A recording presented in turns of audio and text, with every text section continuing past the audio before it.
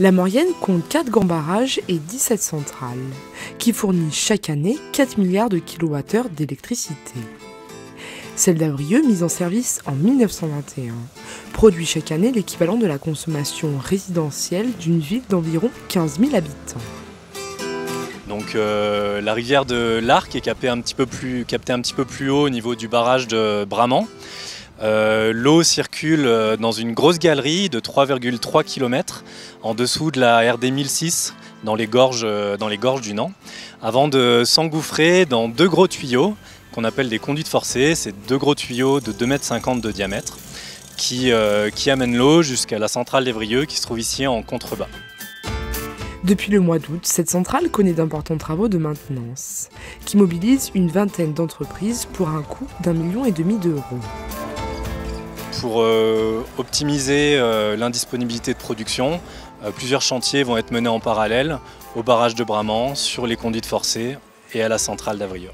Donc sur les conduites forcées, c'est ces gros tuyaux de 2,50 m de diamètre, on va remplacer 2 fois 10 mètres de conduites forcées qui sont les tronçons qui ont été les plus abîmés avec le temps. Sur la centrale d'Avrieux, ici on va remplacer le transformateur, c'est ce gros équipement électrique qui permet de rehausser l'électricité à 63 000 volts. Des travaux sont aussi effectués sur la conduite des charges, qui permet d'évacuer l'eau en cas d'arrêt d'un groupe. Direction à présent le barrage de Bramant, où les équipes sont à pied d'œuvre. C'est ici que les eaux de l'Arc sont captées pour être turbinées à l'usine d'Avrieux.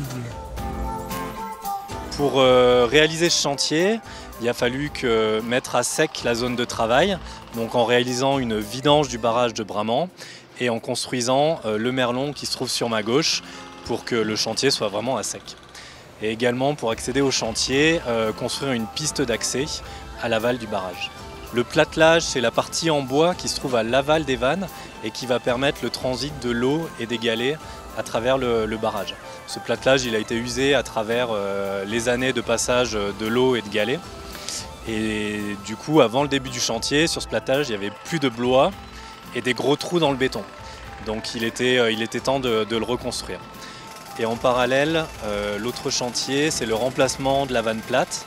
Donc c'est une vanne qui sert à réguler, à piloter la hauteur du plan d'eau. Actuellement, elle a été découpée sur place pour être évacuée. Et la nouvelle vanne plate sera installée à l'aide d'une grue qui sera installée sur la RD 1006 à hauteur du barrage et qui nécessitera une coupure de la route pour cette manutention. Ces travaux devraient être terminés pour le mois d'octobre. Je tenais à saluer le travail de ces générations d'ingénieurs et d'exploitants qui ont conçu, ont construit, ont surveillé, ont maintenu cet aménagement et qui aujourd'hui est toujours en service après un siècle d'exploitation de production d'énergie renouvelable.